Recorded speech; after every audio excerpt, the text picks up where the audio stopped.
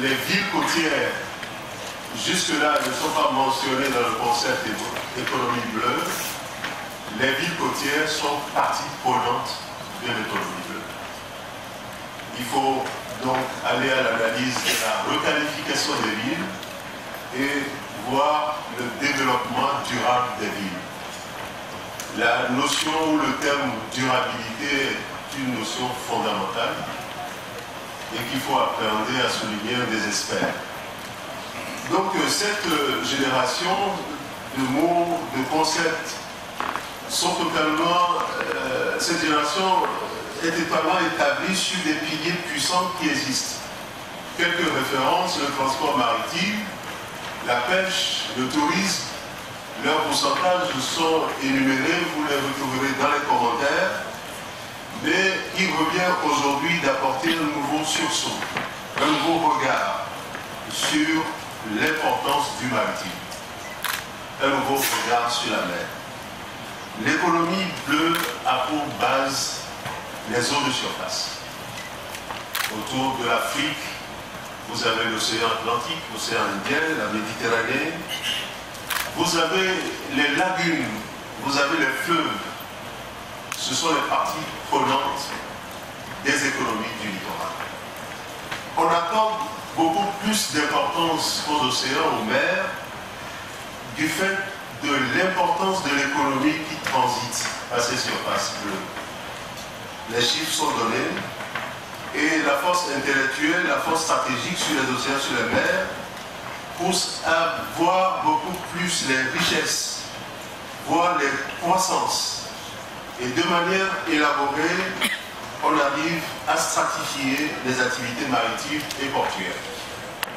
Tout ceci est ressorti des propos des experts de l'animateur. Et il faut avoir à l'esprit, dans ce concept de maritime, les fonds marins. Donc il y a lieu que l'Afrique se positionne très bien pour accéder à l'économie. Dans l'échelle des puissances, il y a des classes. Ceux qui disposent de la forte puissance et ceux qui n'en disposent pas. Forte puissance océanographique, forte puissance technologique. Cela vous permet d'arriver à l'économie bleue. L'économie bleue, c'est un chemin de développement. Et lorsque vous posez cette question, est-ce que c'est un chemin de développement? Vous avez plusieurs réponses. Parmi ces réponses, celle qui attire l'attention sur la force diplomatique dans l'économie bleue, la force diplomatique. Il faut installer dans nos diplomaties l'économie bleue. Il faut savoir discuter. Il faut savoir utiliser les experts. Il faut savoir utiliser l'importance des liens d'État.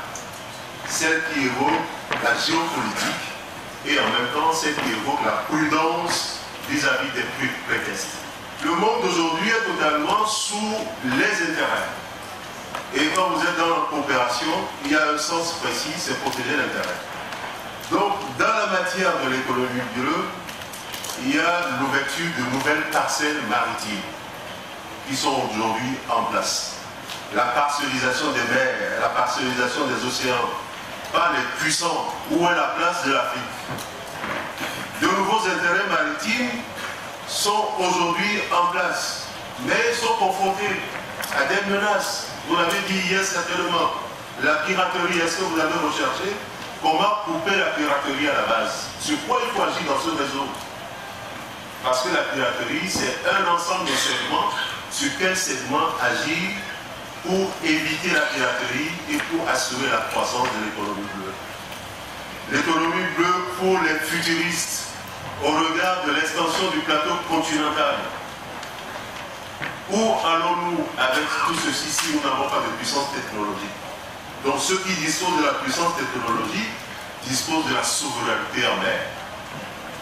Tant que vous ne disposez pas, vous n'avez pas de bateau pour aller loin, vous n'avez pas de souveraineté en mer. Donc pour cela, il faut assurer les capacités et la maîtrise de la sécurité maritime. Les enjeux sont importants. Permettez-moi ici de faire le messager de la conférence de Paris 2017, 15, 16, 17 mars, sur le Marine Spatial Planning. Comment redistribuer la surface, comment redistribuer, comment exploiter Cette conférence a lieu à Paris, à l'UNESCO, à la Commission océanographique intergouvernementale. J'invite tous les pays africains à participer à cet exercice pour comprendre les clés de l'économie bleue. C'est une gestion. Cette gestion existait déjà ce qu'on appelait la gestion intégrée des zones côtières. Maintenant, toute la dimension est reportée sur la gouvernance maritime. La gouvernance maritime. Et on a trempé dans l'économie bleue. Et cela revient à reprendre fondamentalement les requalifications de ce concept, pondéré à l'économie bleue dans des échelles géopolitiques, géoéconomiques, régionales et mondiales, de façon à pouvoir ressortir les grands enjeux des paysages, des intérêts.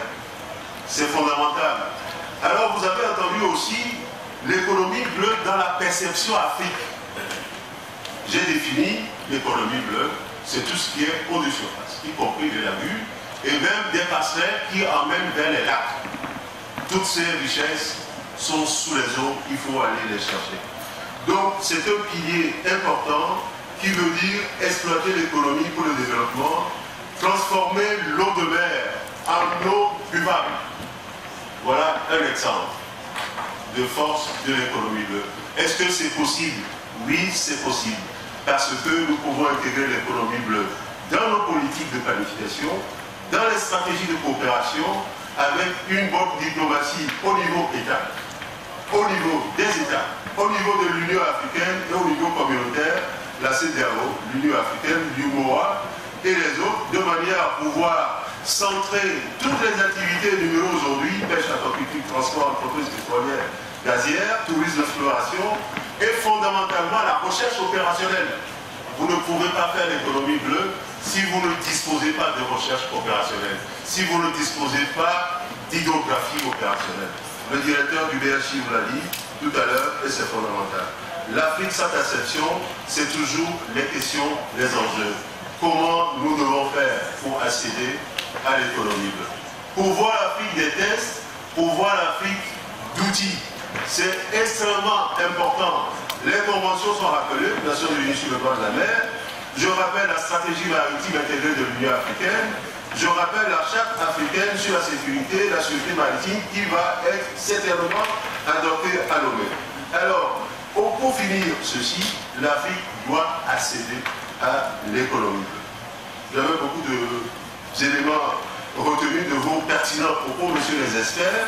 Vous signifiez que les Nations Unies ont consacré le développement des océans et des mers pour redéfinir l'agenda ODD, objectif 14, conserver et exploiter de manière durable les océans, les mers. Vos professeurs Bibi ajoutent les côtes et les ressources marines aux fins de développement durable. Vous ne pourrez pas faire l'économie bleue si vous n'avez pas fait les villes côtières. Il faut totalement l'intégrer. Ça, c'est l'approche que j'intègre à l'approche générale économie bleue. Et l'économie bleue ne peut pas simplement se situer au niveau des chefs des experts. Il faut descendre au Global Ocean Science Education. Global Science Education, c'est quoi? S'adresser à tout le monde, au public. Par quel exercice? J'ai installé à la COI, devant cette État membre, deux concepts. Le premier, la mer sur le boulevard. À célébrer tous les 25 juillet de chaque année, pendant 10 ans, l'Union africaine a installé 25 juillet la journée des mers et des océans. Nous devons prendre en compte cela pour engager ce concept, la mer sur le boulevard. Il s'agit de quoi? Vous êtes à Lomé, une belle ville aujourd'hui, nous avons un grand boulevard, et pouvoir installer des panneaux et diffuser des images sur l'océan au public. Ça s'appelle la mer sur le boulevard. Et l'autre manche, l'autre concept, c'est la première fenêtre sur l'océan. Amener les élèves sur la plage pour voir la mer. Voilà comment je traduis l'ensemble des interprétations de la